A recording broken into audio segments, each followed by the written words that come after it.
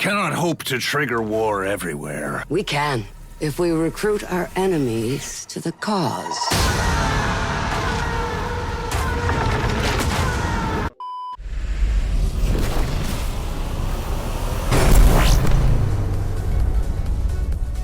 Alright, what's up? Tahin, of course, welcome back to the channel.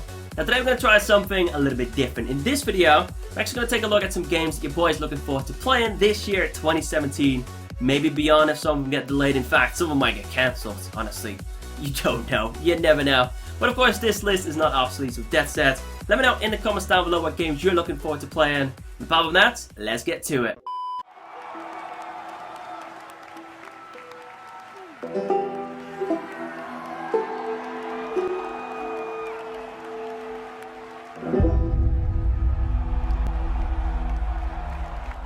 Now we're going to start things out with an underrated mention, just because I'm fairly confident we won't be seeing this game anytime soon. And that's of course The Last of Us 2. Now I reckon we'll be seeing this game late 2018 at the earliest, maybe a little later than that. We'll just have to wait and see how things pan out. But obviously the hype for this game is real, and it will be even more crazy when the full game comes out, just because The Last of Us 1 was a fantastic game. Now obviously, I didn't get to experience it on the PS3, just casually putting that out there. I don't have a PS3. Never had one. So I played this game for the first time, I want to say 2 years ago now, 3 years ago now. Something like that. I basically got my PS4 during Call of Duty Ghosts. And the first game I actually played on the PS4 was The Last of Us Remastered. And frankly, I finished it in 2 sittings. 2 5-hour-long sittings. I absolutely loved it. Honestly, I can't wait for The Last of Us 2. But as of right now, we know absolutely nothing about the game. We've seen one teaser trailer. There are a ton of theories out there in regards to the storyline itself. Just because Joel was depicted in a pretty weird way in the teaser trailer. And because of that, a lot of people think that he's actually dead. Frankly, I hope he's not. Because to be fair, Joel and Ellie should be a duo. Even in The Last of Us 2. Maybe later on he could die in the storyline. I mean, I would be okay with that. It'd be a very sad moment. But not from the get-go. Pretty please, Naughty Dog.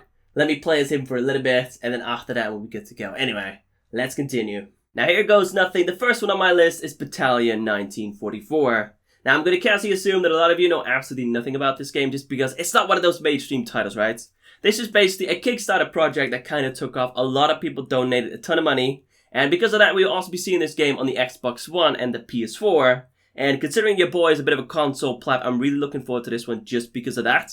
And obviously, we haven't seen a solid World War II shooter in a very, very long time. Me personally, just like the designers of this game, I also grew up playing things like Medal of Honor, Battlefield 1942, Call of Duty 1, Call of Duty 2, all that jazz. So honestly, really looking forward to this one. And with that said, what is Battalion 1944? A little section on their own website. Battalion 1944 recaptures the core of classic multiplayer shooters and propels World War II into the next generation. Battalion 1944 utilized the most advanced industry technology to create a visceral and heart-thumping multiplayer experience that has been crafted by the designers who have grown up playing Medal of Honor and Call of Duty 2. Fights in real-world locations such as the streets of Carentan, the forests of Bastogne, and many more in a spiritual successor of the great multiplayer shooters of the past. Precise aim with the Kar 98s, covering fire with the M1 Garand, and quick thinking with the Thompson are key to your success, all packaged into a competitive multiplayer environment. I'm looking forward to this one. Hopefully, some of you will play this with me, because frankly, I'm gonna need a team, alright? I'm not much of a tactical thinker. Anyway, so next up we have Agony, a survival horror game. A pretty over-the-top survival horror game, if I say so myself. Now, I know that Outlast 2 is also coming out, but personally, I thought Outlast 1 was a little bit near the end. Just because, of course, at the start, the suspense was real. I honestly thought I was gonna die. I was a little scared. But frankly, near the end, I figured out if you just keep on running, right? Run from point A to point B, there is no way they can catch you. And in that case, there is no way you can die either. So obviously, that became a little dull. So because of that, I'm more so looking forward to this one. Anyway, with that said, Agony is a first-person survival horror game currently in development. Players will begin their journey as a tormented soul within the depths of hell without any memories of its past. The special ability to control people on their path and even possess simple-minded demons gives the player the necessary measures to survive in the extreme conditions they are in. By exploring hostile environments and interacting with the other weary souls of the hellscape, the hero will soon understand that there is only one way to escape from hell, and it will require a meeting of the mystical Red Goddess. Now honestly, the only thing I want this game to do is I want this game to generally scare me, just because I haven't been genuinely scared playing a horror game, watching a horror movie in a very long time, and I don't mean those cheesy jump scares, alright? Those will always get to me just because there's nothing you can do about that. But I need the atmosphere to be on point. Just like back in the day when playing Alan Wake or Amnesia The Dark Descent. I want it to be that good, alright? We'll see. Anyway, so next up we have Uncharted: A Lost Legacy. Now frankly, until last year I never played an Uncharted game just because back in the day I didn't own a PS3, so I was physically incapable of playing these games. But last year I decided to buy the Nathan Drake collection, play for the first 3 games in like a week or two. Really liked the story. Obviously also played Uncharted 4, which was absolutely amazing. And with that said, now I'm ready for this game. And of course, this one is also created by Naughty Dog. It's not like they can really do anything wrong. I mean, they're fantastic when it comes down to creating games. Anyway, with that said, from the critically acclaimed developer Naughty Dog comes the first standalone adventure in the Uncharted series. Fan-favorite character Chloe Fraser must enlist the aid of renowned mercenary Nadine Ross from Uncharted 4: A Thief's End in order to recover a fabled... I actually don't know that word. I'm not too sure if I pronounced that right. I probably butchered it. Anyway, basically an ancient Indian artifact, and keep it out of the hands of a ruthless war profiteer. Together they'll venture into the deep mountains of India in search of the legendary artifacts. Along the way they'll learn to work together to unearth the mystery of the artifacts, fight their way through fierce opposition, and prevent the region from falling into chaos. It's gonna be a good one.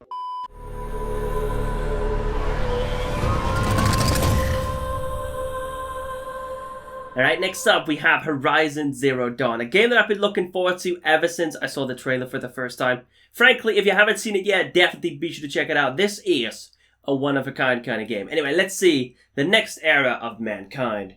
In a lush post-apocalyptic world where nature has reclaimed the ruins of a forgotten civilization, pockets of humanity live in primitive hunter-gatherer tribes. The dominion of the new wilderness has been usurped by machines. Fearsome mechanical creatures of unknown origin, aka robotic dinosaurs. Honestly, it looks absolutely phenomenal. An outcast looking to belong. Play as Aloy, a young hunter on a quest to discover her destiny amongst the remnants of an ancient past. Shunned by her own tribe since birth, Aloy has learned to harness her agility, cunning, and deadly aim to hunt the machines, defend against rival tribes, and survive in the unforgiving wilds. Now, when it comes down to it, we actually don't know too much about this game. But the gameplay we've seen so far and the trailers we've seen so far are definitely pretty impressive. Now, if I'm not mistaken, this game is definitely going to run a heck of a lot better on the PS4 Pro. Personally, I don't have that one. Plus, I don't plan on spending the extra money on it. Just casually putting it out there. But we'll see what this will be like on the regular PS4. Frankly, I think it's going to be great either way. I could deal with 30 FPS, alright? As long as the picture's good, I'm fine. Anyway, so next up, we have another game I've been looking forward to ever since I saw the trailer for the first time. I think around E3 last year. Not too sure about it. Anyway. For those that don't know this just yet, this right here is For Honor. Feel every blow, live by the swords. Witness the bloody brutality of the battlefield as history's most iconic warriors come face to face. Choose between the agile chosen, the brutal warborn, or the brave knights of the Legion, and fight for land and glory. Combine cunning strategy and team play with brutal hand-to-hand melee combat to bring your enemies to their knees. The art of battle. For Honor's innovative control system lets you wield the weight of your weapon and puts you in total control of every single blow. Customize your character to create your own warrior image, and of course weapons and armor are fully customizable as well, with almost limitless combinations. Now to be fair, when I saw the trailer for the first time, it kind of reminded me of Rise Son of Rome. This was actually one of the launch titles back in the day for the Xbox One. I say back in the day. How long's it been? 3 years? 4 years? Something like that. It's actually pretty old by now, but that game looked absolutely fantastic. The story was absolutely fantastic as well. However, the gameplay was a little bit boring. I mean, it got old really quickly, let's put it that way. Now, this game reminds me of that. However, it seems much more in-depth. The story is obviously complete fiction, so in that case, they can make it as good or as bad as they actually want to. In this case, I've got high hopes, let's put it that way. And the multiplayer side of this seems much more interesting as well, just because in this case, bots were also involved. If I'm not mistaken, the multiplayer side of Rise Son of Rome basically took place in the Colosseum. Usually 1v1s, 2v2s, something along those lines. These online multiplayer matches are actually just straight up battles. Honestly, looks fantastic. As per usual, if you haven't seen the trailer just yet, check it out. And apart from that, so let's continue. Anyway, so next up we have Ghost Recon Wildlands. Now, to be fair, I actually haven't played a Ghost Recon game since Ghost Recon Future Soldier on the Xbox 360. It's been quite a while since I last played that, so to be fair, I'm not too sure if there were any more Ghost Recon games after that. In fact, I know one thing for sure, there weren't any more hyped up Ghost Recon games after that. Because in that case, I would have known about it.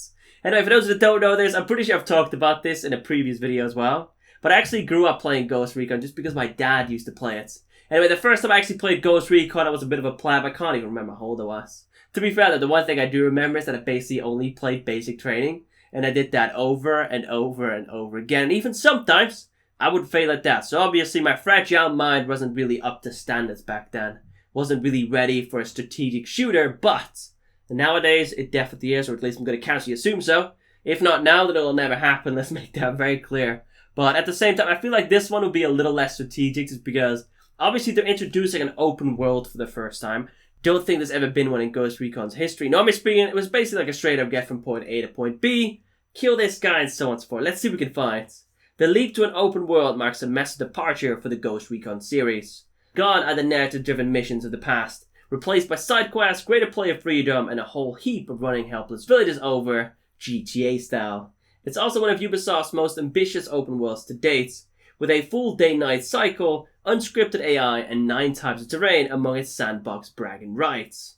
This should be very interesting. To be fair though, it's a Ubisoft game, so I'm a little worried. Normally speaking, they are very glitchy upon release. That goes for most Ghost Recon games, of course Assassin's Creed, Far Cry, and so on and so forth. So we'll have to wait and see how this pans out, but based on the gameplay we've seen so far, based on the possible customization, it's going to be a good one either way. And then finally, we have Red Dead Redemption 2, obviously created by Rockstar Games. Now, to be fair, as of right now, we've got nothing on this game, right? We've got a little teaser trailer showcasing absolutely nothing about the story, absolutely nothing about the characters, and so on and so forth. So as of right now, we know nothing. This game could be coming out in 2017, probably 2018, let's be honest, early 2018 or late 2018. We'll just have to wait and see. But the hype was real once they launched that original trailer. To be fair, I didn't know this game was so popular until they actually did that, because obviously, this is one of my all-time favorite games as well. The storyline is fantastic. Obviously, the ending was a little sad. I mean, you got your revenge at the end. I won't spoil anything for you, but if you've not yet played this game, definitely be sure to do so. I reckon you can get one for about a tenner now, maybe a $5 if you're lucky. Not too sure. And of course, there's also the Undead Nightmare expansion. Back in the day, that was like $20. People always said that was a bit of a rip-off, but then, realistically speaking, right, in Call of Duty, we pay $15 for 4 multiplayer map, maybe 1 multiplayer weapon, and then 1 zombies map. So this is more than fair. Trust me, even that storyline is pretty damn dope. Now, of course, since we know nothing about Red Dead Redemption 2, I figured, you know what, let's explain what Red Dead Redemption is all about, for those of you that don't know anything about this game as a whole. And with that said, America early 1900s, the era of the cowboy is coming to an end. When federal agents threaten his family, former outlaw John Marston is sent across the American frontier to help bring the rule of law, experience intense gun battles, dramatic train robberies, bounty hunting, and duels during a time of violent change. Red Dead Redemption is an epic battle for survival in a beautiful open world as John Marston struggles to bury his bloodstained past, one man at a time. Developed by Rockstar San Diego, Red Dead Redemption is now available for PlayStation 3 and Xbox 360. And if I'm not mistaken, it's also backwards compatible on the PS4. Then again, on that console, it's a bit of a rip-off because, to be fair, I think you have to pay for backwards compatibility. It's something like that anyway. Don't bother with that. Just plug in your PS3 if you've got one, your Xbox 360, and definitely give this game a shot. And with that being said, that wraps up this video. I think I covered 7 or 8 games, something like that. Of course, let me know in the comments down below what games you're looking forward to this year, or of course next year. And apart from that, if you enjoyed this one, some support, a like rating would be very much appreciated. Of course, if not, that's cool. If you want to, you can also follow me on Twitter, Facebook, Instagram. You can find other things down below in the description. And then finally, in fact, as always, thank you all so much for watching. Thank you for the continued support. And of course, we'll catch you in the next one. Take it easy.